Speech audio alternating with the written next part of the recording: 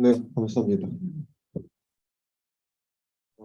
세 분의 발제와 토론을 들었고요. 워낙 익숙한 주제니까 특별하게 질문 필요 없죠? 네.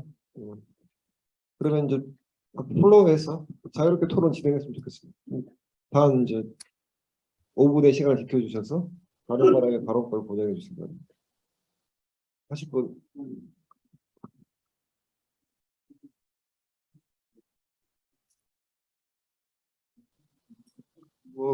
세 분 발제에 대해서 100%다 동의하는 거 아니죠? 서로 틀리기도 하고. 네, 제가 먼저 발언할까요? 발제자는 나중에 기회를 드리겠습니다.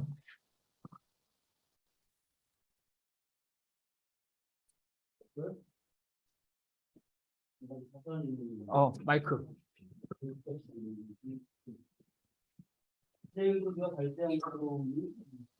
신재길 동지가 발제한 내용을 보게 되면 소비에트 여기서 특히 전 국민의 약 95% 정도가 참여했다고 그러는데 이게 그러면 그 소비에트 국가가 형성되기 이전에 초기적 원형이라고 했는데 도대체 어떻게 가능한지 95%는 이거 굉장히 흥미로운 사실인 것 같습니다. 왜냐면 당시에 러시아는 지역적으로도 떨어져 있고 통신 수단이나 기타 수단들이 충분한 우리 정도도 발달되지 않는데 온라인으로 하지 않는 이상 이렇게 95%가 그 활동에 참여했다는 건 실제로 그렇다면 엄청나게 대단한 성과인 것 같고요. 그래서 그게 어떤 건지 95% 참여했다는 거 여기에 대해서 질문 하나 드리고 싶습니다.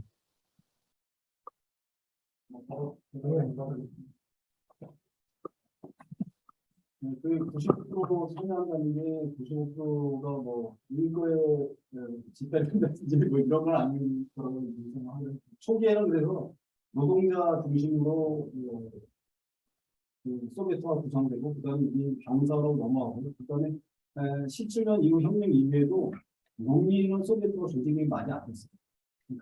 그래서 18년 3차 소비에트 혁명 이전에, 소비에트, 3차 소비에트 대회 이전에 농민이 독자적인 소비에트를 구성하는 특정화 이런 행동을 하거든요. 그 자리에 레닌이 가서 병사와 노동자와 이미 다 조직돼 있다. 각각 지역을 투표를 해서 농민들은 이제 지역구 분포돼 있고 이제 또 어느 그 일정 정도 시간이 지난 다음에 거기에 참여해달라고 요구를 했고 농민 소비에트 대표들이 거기에 호응을 해서 혁명이 일어나는데 한 1년 후에 제3차 소비에트 때는 농민 대표들도 지역의 대표들 다 뽑아서 참여했고 이 대표들이 전 국민의 95%를 5% 정도를 대표하는 우리 행복부터 대표 직선제를 한다든지 이런 건 아니고 근데 여기는 한 가지 약간 이제 덧붙이자면 저는 직선제와 간선제에 있어서 직선제에 대해서는 사실상 부정적인 견해를 가지고 그래서 소비에트는 아래로부터 단계적인 간선 방식이죠. 맨 밑에 기층 단위가 있고 군화 이렇게 작은 단위가 있으면 그 단위가 그 높은 광범위한 단위로 이렇게 차근차근 올라가는 간접선거가 되고 그 최종 단계 이제 수령이니 서기사님 이런 것들이 이제 총리가 있는데 왜 그러냐면은 역사적으로 볼 때 간접선거는 이미지 정치의 피해가 너무 많았기 때문에 실질적인 인민의 의사를 대표하지 못한다. 이렇게 보고 실질적 의미를 대표하기 위해서는 간접선거를 통해서 걸러야 된다고 하기 때문에 그렇습니다. 그래서 소비에트 형태가 95%를 그런 간접선거에 단계적으로 된다면 충분히 가능하다. 이렇게 평가하고 있습니다. 네, 이상입니다.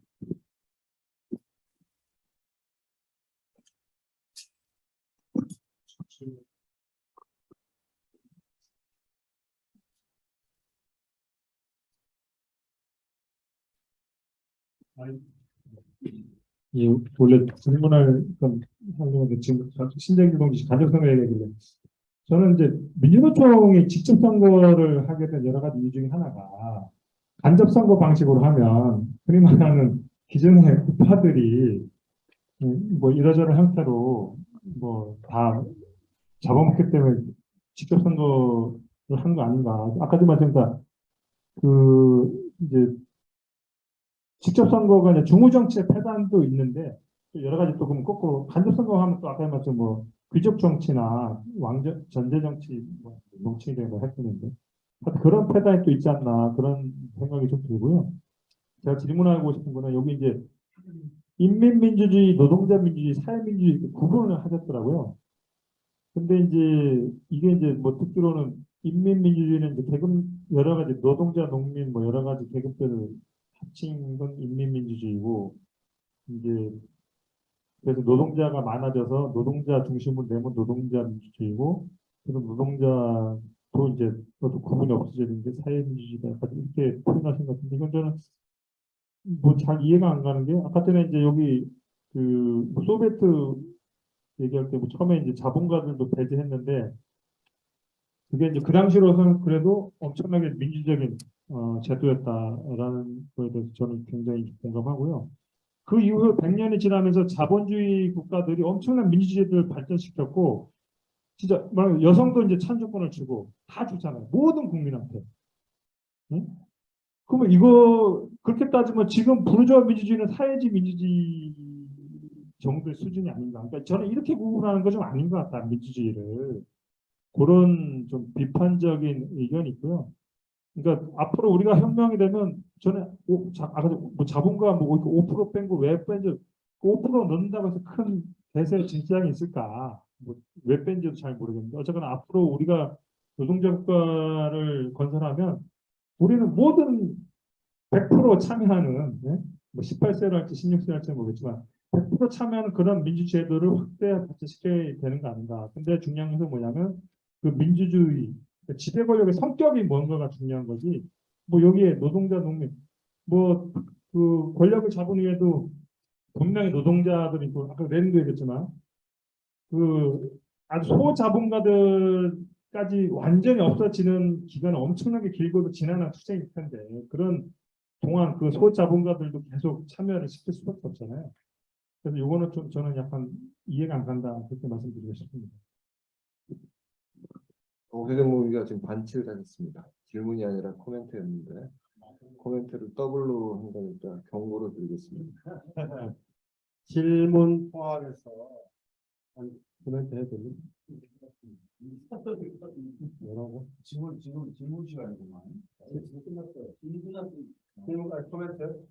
일단 어서진 공지가 아까 발제 토론했을 때그 민주주의 개념 문제에 대해서 토론 여지가 있는 것 같아요. 김장민 공지 아까 뭐 진척하는 문제와 관련해서 공감이 가능합니다. 민주주의 문제는 권력의 문제다 하는 측면. 그러니까 지배계급 아까 신정희 동지도 거기 개념 맞다고 생각이 들고요. 그런 의미에서 인민민주주의 단계는 어쩔 수 없는 거고 PT 독재다, PT 민주주의다 이런 문제 결국은 이제 반영을 막아내고 내부에 한다는 건데 그 역시 권력의 문제이고 근데 마지막에 사회민주주의라는 거 민주주의도 국가라는 것은 근본적으로는 이렇게 사회적으로 정치된 폭력이죠. 폭력이고 반응력을 막아내고 어쩌고저쩌고 하는 그런 역할을 하는 건데 국가가 소멸하는 단계까지 높은 단계의 공산주의까지 발전하면 국가도 소멸할 뿐 아니라 민주주의도 소멸합니다. 기본적으로. 그렇게 보기 때문에 사회민주주의다 이런 개념이 난 성립하는지에 문제가 있고 다만 그 사회에 여러 가지 뭐 경제적 배분이라든지 여러 가지 관리 문제가 있죠. 그건 국가가 아니죠. 네, 국가가 아닌데 이거는 국가 개념하고 다른 문제이기 때문에 그건 어떻게 아까 소비에트가 주체가 된다 아니면 노동자를 한다 뭐 여러 가지 문제가 있는데 그거는 그 수준에서 얘기해야 될 문제가 아닌가 하는 생각이 있어요. 그러니까 개념적으로 사회민주주의다 이렇게 개념을 무슨 말인지 잘 이해가 좀 안 가고요. 그다음에 또 한 가지 궁금한 측면이 있는데 이게 이제 당과 국가는 소비에트로 이제 대체로 표현되는 거죠. 소비에트, 프롤레타리아트, 인민 독재든 노동자 계급의 독재든 간에 PT 독재라는 것은 권력이죠. 사실은 국가이죠. 이제 이런 국가와 당과의 관계. 여기서 이제 역사적으로 그 사고관계는 이렇게 변천사가 있긴 하지만 여기에서 이제 국가가 관료가 너무 심해져 가지고 문제가 된다.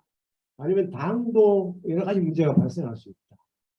이래서 또 나온 게 또 이제 북 같은 경우에도 뭐 수령이라는 거, 아니면 뭐 서기장, 아니면 호민관 이런 제도를 하나 더 둬가지고 당이 잘못돼가는 것을 또 견제해야 된다.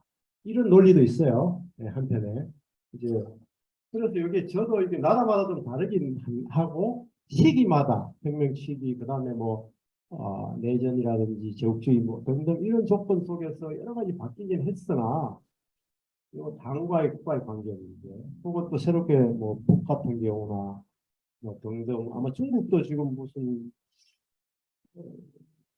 그런 서기장 문제 상당히 크게 또 너무 느껴지고 있어요. 이 부분이 잘 모르기도 하지만 궁금하기도 하고 해서 질문성 발언까지 포함합니다. 저한테 내용적으로 사실상 질문에 해당된 경우가 가지고 질문을 분자한 코멘트 이미 분명합니다. 그래서 답변을 해야 될 것 같은데요. 기회 드리겠습니다. 한 분 정도 더 코멘트 하셨으면 좋겠는데.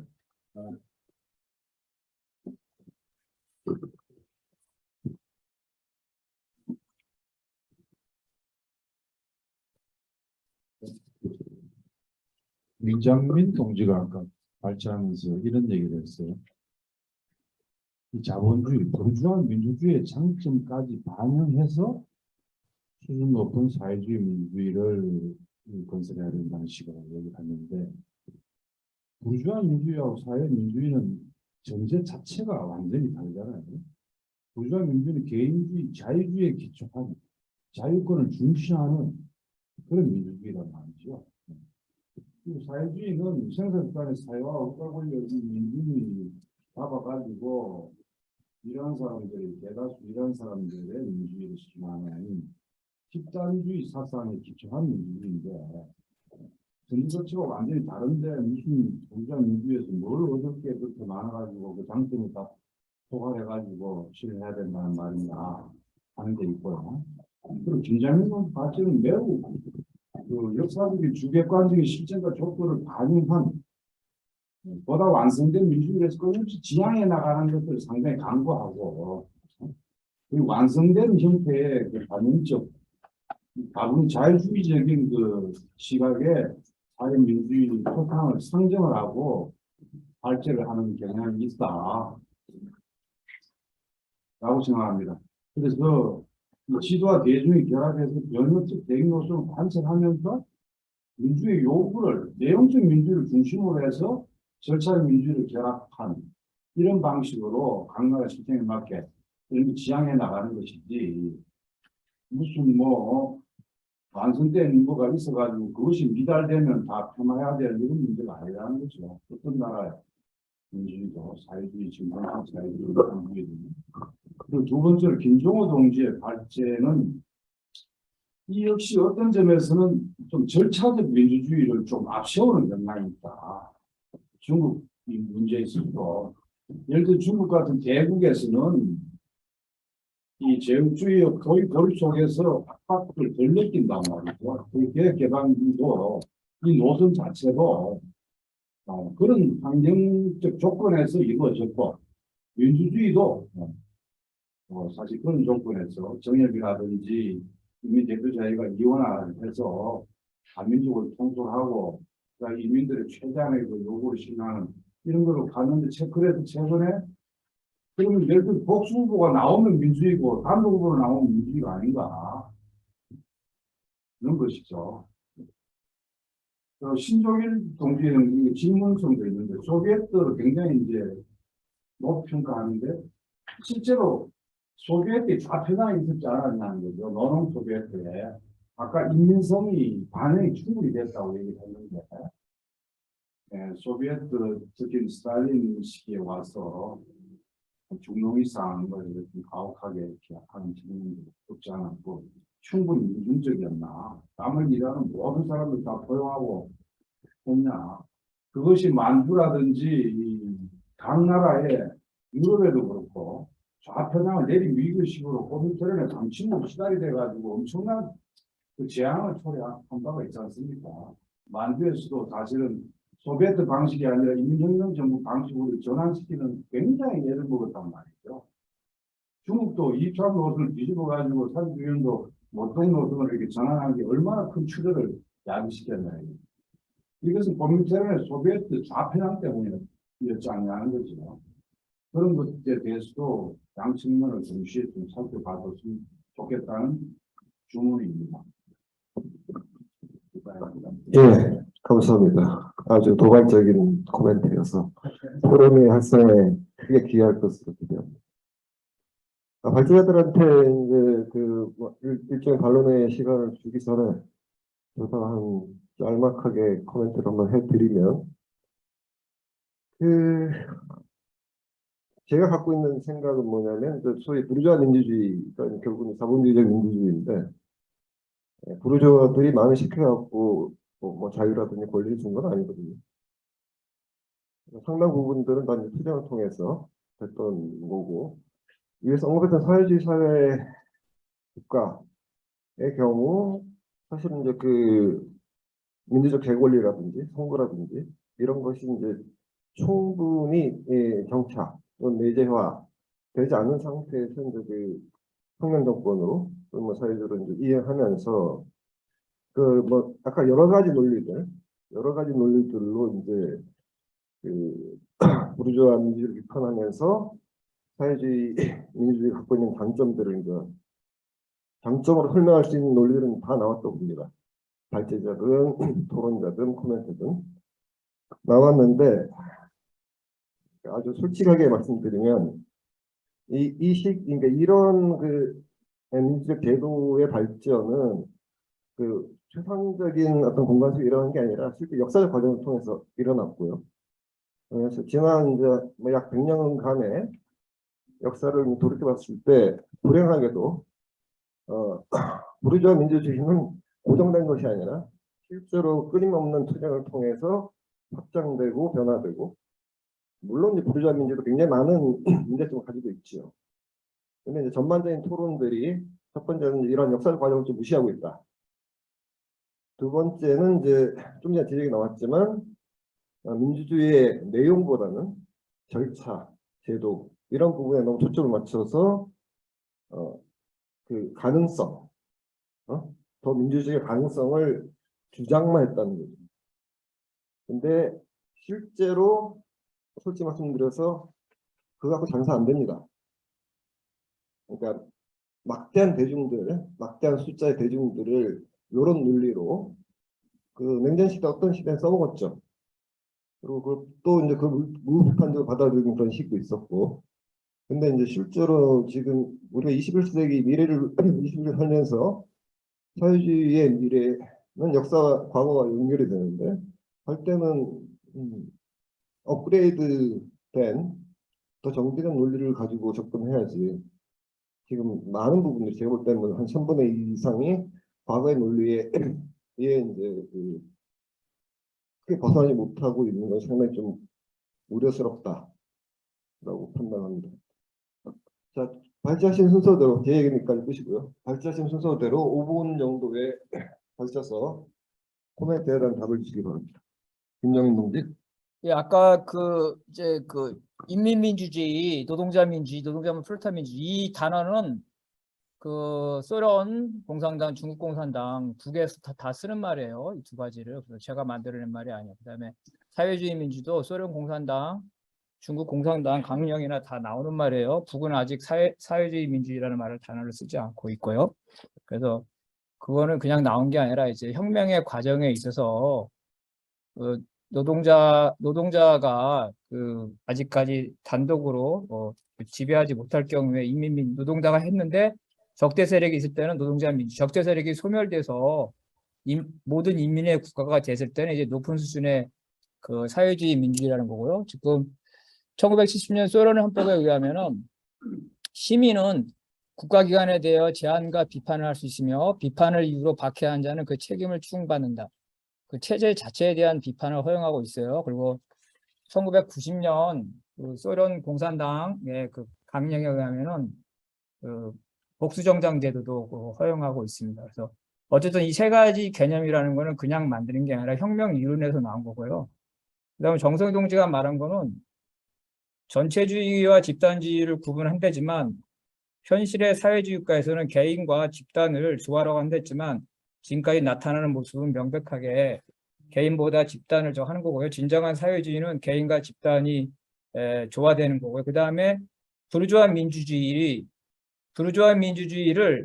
사회주의 혁명할 때 사회주의자들은 그 부르주아 민주주의를 통해서 자본주의를 비판하고 자본주의를 타도하고 모든 자유를 요구하는데 어느 순간에 그러면 사회주의가 됐다 그래서 이 비판의 자유라든가 언론 출판의 자유는 오로지 사회주의 목적 위해서만 사용하고 그걸 넘는 거를 개인주의라고 그렇게 주장했을 때 과연 여러분들이 만약에 사회주의 국가를 갔을 때 전혀 수령이라든가 당을 비판하지 못하는 그런 사회주의를 심정적으로 견뎌낼 수 있을 것인가.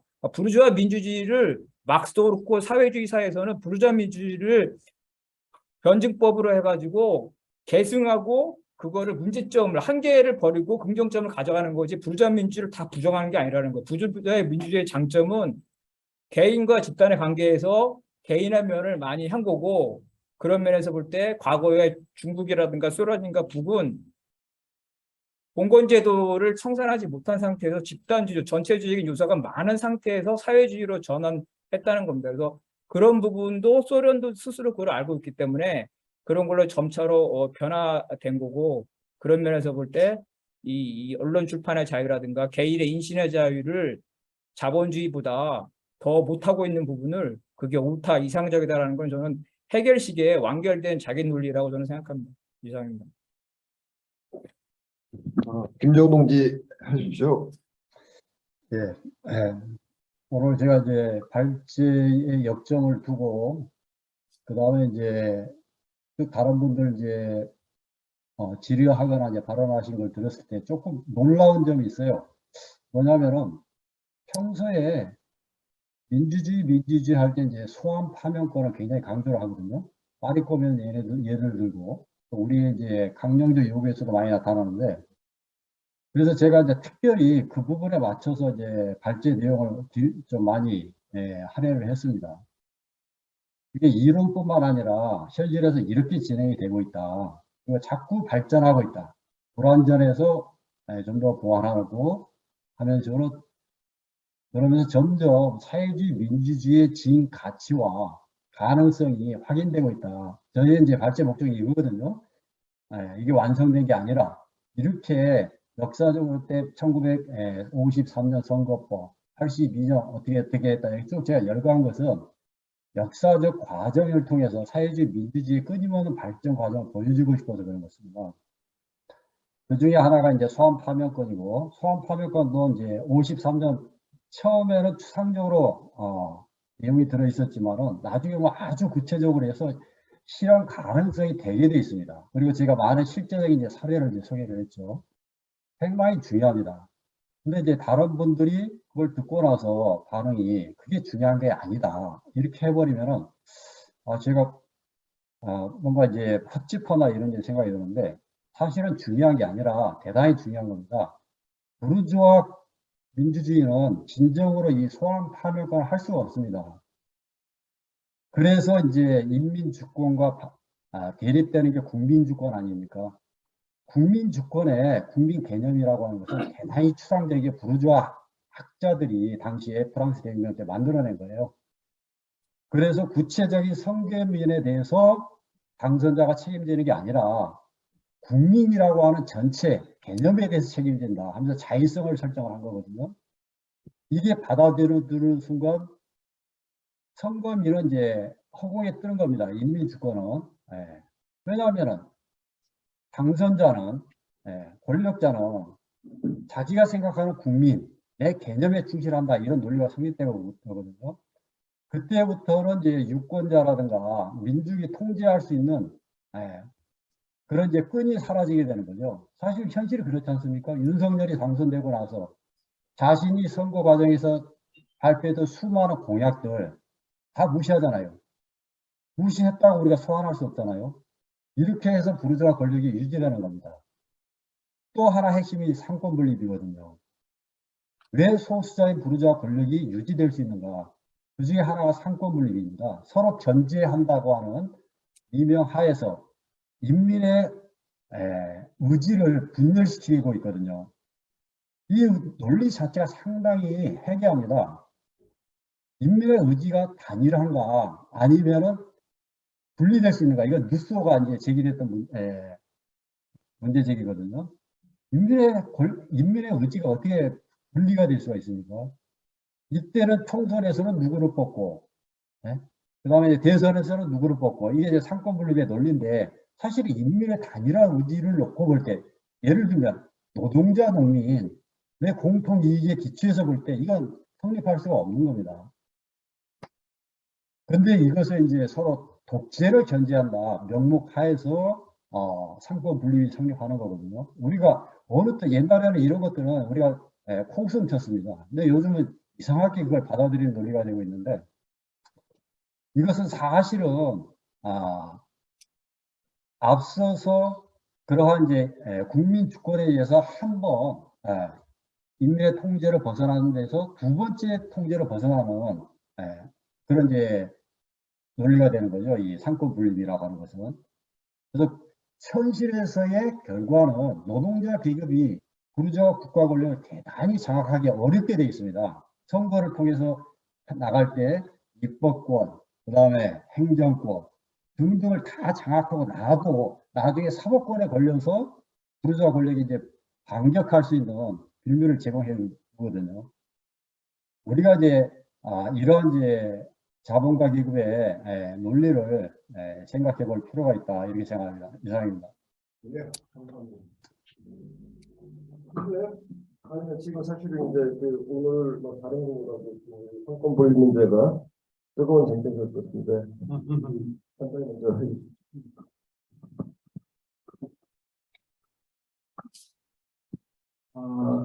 저도 이제 그 김용동지 견해 거의 찬성하는 입장이고요. 그래서 지금 쟁점이 되고 있는 이제 형식적인 그 선거제도와 상권 분립은 그 자유주의가 원래 자본주의 상황은 민주주의가 아니고요, 자유주의예요. 그리고 자유주의가 민주주의와 결합하는 건 노동자와 여성 투쟁이 그 상대방 투쟁이 활발해지면서 민주주의를 결합시킨 거고, 이 민주주의를 결합시키는데 민주주의의 본래의 원칙, 마지막은 피치자의 지배라는 본래의 원칙을 기각하고 그 형식적인 것을 도입해서 자유주의와 결합하는데, 그 형식적인 것도 도입하는 것도 기만적으로 민주주의는 원래 기속이에요. 원래부터. 기속이 아까 설명했던 토한 파는데를 기본으로 하는 게 민주주의인데, 이거를 탈각시키고 미인제로 변화시켜서 자유주의와 결합시키는 이게 부르주아 민주주의이기 때문에 이런 부르주아 민주주의를 확대 강화시킨다는 것은 결국 부르주아의 지배를 확대 강화시킨다는 것이 그 근본을 변화시키지 않은 한에서의 변화라는 것은 사상 유학이 필요 없다, 이렇게 생각되고요. 그 다음에 상권 분립도 마찬가지입니다. 상권 분립도 민주주의하고 본래 의미의 민주주의하고는 안 맞아요. 왜냐하면 본래의 의미의 민주주의하고는 독립성이 기초하는 거거든요. 그러니까 고대 아테네의 민주주의는 그러니까 노예주와 그 자유인의 민주주의예요. 이것도 민주주의죠. 왜냐하면 노예를 배제한 독립성이 기초. 그리고 부르주아 민주주의도 부르주아들의 독립성에 기초해서 민주주의가 이루어집니다. 그렇다면 노동자, 사회주의 민주주의는 뭐냐면 노동자 농민, 그리고 이제 노동 농민이 발전하면 노동자의 독립성에 기초한 것. 이 독립성에 기초한다는 것은 인민의 의지가 하나라는 거예요. 따라서 상권 분립이라는 건 인민의 의지가 분열된다는 거 의미하고, 이거 민주주의하고는 맞지 않는 거예요. 원래가. 따라서 상권 분립이라고 얘기하는 것은 아까 김정은님도 지적했듯이 부르주아죠. 아까 자유주의와 결합하는 부르주아의 기만이다. 민주주의하고 촉하는 거죠. 그거 하나하고, 그 다음에 이제 아까 말씀드린 소비에트 자편향 문제인데, 요거는 이제 역사적 단계를 봐야 된다, 이렇게 생각합니다. 다시 말하면 소련에 있어서, 러시아에 있어서는 이게 성공했다고 봐요. 그러니까 4편향으로 가는 방향을 제어하고 5편향으로 가는 방향을 제어해서 스탈린이 그 중도 노선을 지키면서 성공했다고 보죠. 근데 문제는 이게 다른 나라에 적용할 때 이때 4편향이 나타나는 거예요. 그래서 각 민족적 지역적 조건을 충분히 고려하지 못한 점에 대해서는 충분히 비판합니다. 하지만 러시아에 있어서의 그 혁명 과정, 36년까지, 1917년에서 36년까지의 제2의 사회주의 혁명 과정 속에서는 나름이 아니라 가장 올바른 노선이라고 평가할 수 있고요. 그다음에 이제 그 김정일 동지의 그 발제문에 대한 그 비판문에 대해서도 제가 이제 좀 변화를 하나 바뀌었는데, 김정일 동지는 자유와 그러니까 개인과 전체를 통일시킨다고 하지만 기본 전제는 개인의 자유주의에 기초하고 있는 게 아니야. 저는 이렇게 평가를 합니다. 저는 이제 반대로 인간의 기본적인 것은 개인의 연합이 아니라 집단 속에서의 개인이라고 봐요. 그거는 뭐냐면 인간이 진화 과정 속에서 개별적으로 진화해서 그 집단이 형성해서 인간 사회를 만든 게 아니고 유인론에서 집단적으로 사회가 형성돼서 그 속에서 개인이 형성됐다는 진화 과정을 볼 때 인간의 본질은 집단주의이기 때문에 집단주의에 기초하고 그 다음에 개인의 개성을 결합시킵니다. 이렇게 됩니다.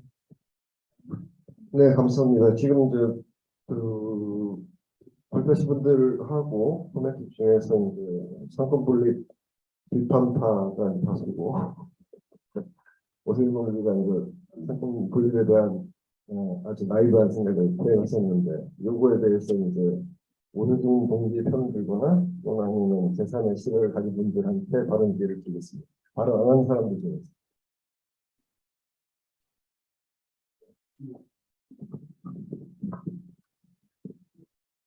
전체적으로 일단 참고로 지금 이제 집중하는 시간이기 때문에 다음 시간 3분입니다. 문제 경성의 문제를 볼 때, 국민 또는 시민, 자유주의는 어떤 특정한 때 특정하게 집단이 국가를 이룬 집단 자체가 정치 참여 공동체에 참여하는가 이 문제가 기본적인 것 같고요. 그에 따라서 정치적 문제, 형식의 문제는 각기의 특성부터 어떤 것이 좋을까라는 문제라고 생각이 듭니다. 얼마만큼 그에 반영됩니다. 저는 그렇게 이해를 하고 있고, 따라서 이게 흔하게 워낙 민주주의가 일어나는 시대다 보니까 민주주의도 있고 그리고 하나의 그 전체 내에서의 민족 정착하는 여러 가지 너무 사용이 되다 보니까 그렇지만 어쨌든 이것은 권력의 문제, 정치의 문제, 사회의 문제가 이런 부분에 좀 더 초점을 맞춰서 그렇게 생각을 하면 좋지 않을까. 일반 원리적인 생활의 원리상까지 활동하는 것보다는 그렇게 되면 결국 중요한 문제는 이 앞에 국민, 시민 또는 어떤 계급이 될 건가의 문제는 여전히 그 주체의 문제는 사회주의 혁명의 과정 속에서 정치적 문제보다 누구를 배제하고 통합하고 사회주의과의 문제에서 단계별 부분, 시기별 부분을 하는 것은 나름 정치적 의미가 있다. 이런 의미에서 굉장히 이제 부분 자체가 그닥 틀렸다는 의미 우리가 생각하는 것과 너무 거리가 멀지 않느냐라고 얘기할 수는 없는 것 같아요. 제 견해입니다. 두 번째, 이제 김정일 동지가 자유권을 인정을 했다라고 측면을 얘기했지만, 실제적으로 각국 사회주의 협곡을 비교하면서 사회주의라는 정치적 토대 속에서의 자유를 요구하기 때문에 이 또한 하나의 한정된 자유를 이야기하는 것이 인간의 보편적 권리로서의 자유를 실현해서 좀 더 이 권한 자체가 넓어져야 한다고 주장하는 것 같다고 생각하지 않고요. 일례로 중국 같은 경우에도 약 이제 행정단위에 대해서 1000개의 향분 그 정도의 정확하게는 지방자치로 이게 구역됐던 얘기지만 어쨌든 거기서도 한 1000군데 정도에서 직선제 자체를 실험을 하고 있다고 합니다. 한 며칠 전부터 그렇게 실험을 하고 있고 직접 선출한 행정 조직 자체를 이런 의미가 있기 때문에 네, 감사합니다. 여기까지입니다. 근데 얘기 안 들어. 예, 1분만 할게요, 저는. 인민주권과 국민주권에서 삼권 분리, 삼권 통합은 이론적으로는 구별되지만 현실에서는 구별되지 않아요. 이건 본질적 차이가 아니에요. 무슨 말이냐면요. 사회주의, 여기 지금 화면에 보세요. 사회주의 국가나 자본주의 국가나 자, 입법부와 행정부의 그 분리는 의미가 없어요. 왜냐하면 의원내각제 다 있잖아요. 결국 사법부 독립 문제거든요. 차이점은 자, 기능은 다 독립돼 있어요. 사회주의 국가도 사법부 기능, 업무 다 독립돼 있어요. 자본주의나 사회주의 차이 없습니다. 구성에서 문제인데 구성에서는 최고 재판부는 다 그 대통령한테 다 구속돼 있어요. 이거 자본주의하고 사회주의하고 구분 안 돼 있어요. 그렇죠? 우리나라도 대법관 하려면 대통령이 하고 다 하죠. 다 그래요. 미국도. 차이점은 중간 법관이에요. 중간 법관인데 여기 마지막에 보세요. 소련에 보면은 모든 법원의 판사는 선출하게 돼 있어요. 선출하게 돼 있어요. 사회주의에서. 그렇기 때문에 삼권 분립의 그 문제는 이론적으로는 명백히 구분되는 것 같지만 현실에서는 큰 차이 없습니다. 그런 인식도 대단히 문제인데. 큰 차이 없어요. 현실에서. 그러니까 진동승부로 한번 해보시고요. 예, 하나만. 토론이니까 일부러 좀 논쟁도 문제에 대해서. 아까 이제 집회, 시위, 표현의 자유를 부자민주주의의 문제로 이렇게 보는데, 그건 민주주의 권리입니다. 8시간 노동 정치라든지, 책임권 문제라든지, 이런 수많은 이 반대 반복 운동 이후에 이걸 쟁취하느라고, 이걸 부자민주주의 놓쳐보면 안 됩니다. 민주주의 권리라고 봐야 되고, 부자민주주의 핵심 요체는 다당제와 자율선거입니다.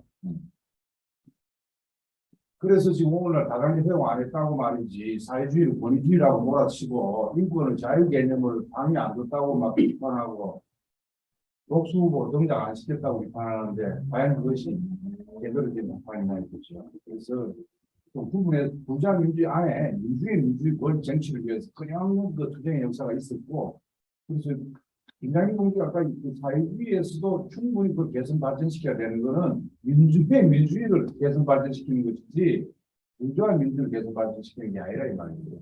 사회주의에서는 부르주아가 존재하지 않아요. 발달된 사회주의 국가에서는 부르주아 자체가.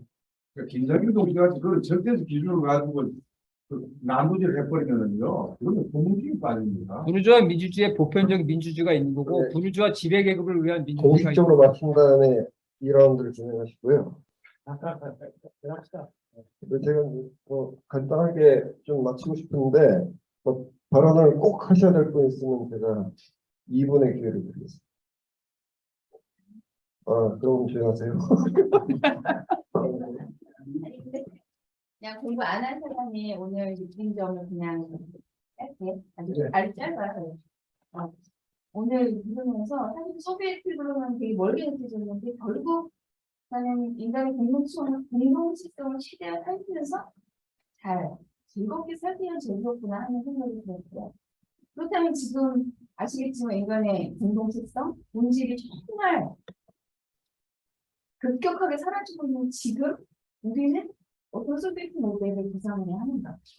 어떤 형상을 어떻게 이룰 것인가를 당연히 중요하지만 이 부분에 대한 고민이 있어야 하지 않을까? 그런 생각이 들었습니다. 진짜 얘기하십니다. 네, 감사합니다. 토론이 제가 기대한 것만큼은 이렇게 깊이는 안 들어갑니다. 어쨌든 칼 뽑아서 휘두를 정도는 다 하신 것 같고. 제가 마지막으로 하나 지적하고 싶은 거는 뭐냐면 이제 그 사회주의가 일반적으로 인권이라는 여러 문제가 있긴 한데 그게 이제 부자 기준에서 문제가 있다라는 접근에 대해서 저는 100% 동의하진 않아요. 오늘 이제 그다음에 이제 오늘은 크게 언급이 되지 않았지만 쿠바의 케이스는 조금 좀 다른 것 같아요. 쿠바 같은 경우는 거기도 이제 어쨌든 근데 이제 기존 현대 사회주의 부정하는 국가 중에서 가장 통제가 약한 형태의 사회주의를 취하고 있다라고 보거든요. 그다음에 소위 지배민주주의 요소가 얘는 이제 실제로 하나의 이번에 가족국 같은 경우도 거의 전 국민적인 토론을 거치는 그런 걸 해요. 다단계가 아니라고 하더라도 하여튼 그러니까 이제 쿠바의 경우에는 또 이제 좀 케이스가 다른 것 같다는 느낌이 있는 거고요. 근데 그런 이유가 뭐냐면 지금 사실 아까 나왔던 이제 소련이나 중국의 이제 그 소위 사회주의 헌법 또는 선거 제도의 변화들이 대단히 방어적이라는 비판을 받으면서 결국은 이제 부르주아 민주주의를 욕했던 비판했던 요소들을 슬금슬금 받아들이는 과정들이 이제 개혁이었다라고 하는 것은 부정할 수가 없고요. 그게 이제 어떤 의미냐면 제 생각에선 사회주의 건설이 민주주의 측면에서 부주의 민주주의냐 아니냐의 문제가 아니라 더 다양한 정치적 실험을 통해서 열어놓으면서 자본주의에 비해서 발전된 형태의 민주주의를 했어야 되는 게 아니냐. 저는 변호론으로 우리가 대중을 설득할 수 없다고. 사회주의가 그런 실험을 열었어야 되는데 열지 못하고 오히려 이제 뒤따라가는 그런 형태를 갖다는 게 이제 역사적 사실이라고 판단하고 있습니다.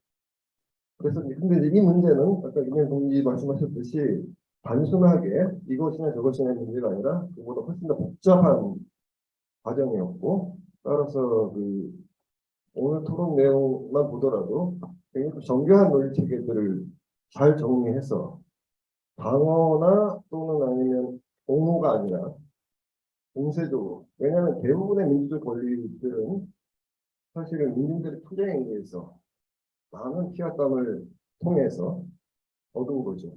그러니까 이제 예를 들어 선거제도도 그러하고 낙태제도 같은 경우도 실제로 소비에트권은 다 주어졌어요. 네? 주어졌다. 근데 자본주의에서는 아직도 싸우고 이게 차이. 싸워서 쟁취한 권리와 주어진 권리는 전혀 다르다. 그런 부분들은 다 한번 좀 같이 고민을 해봐야 되고 생각합니다. 자, 고생 많으셨습니다. 토론은 이것으로 마치고 다음번에 더 알찬 토론 드리겠습니다. 감사합니다. 감사합니다.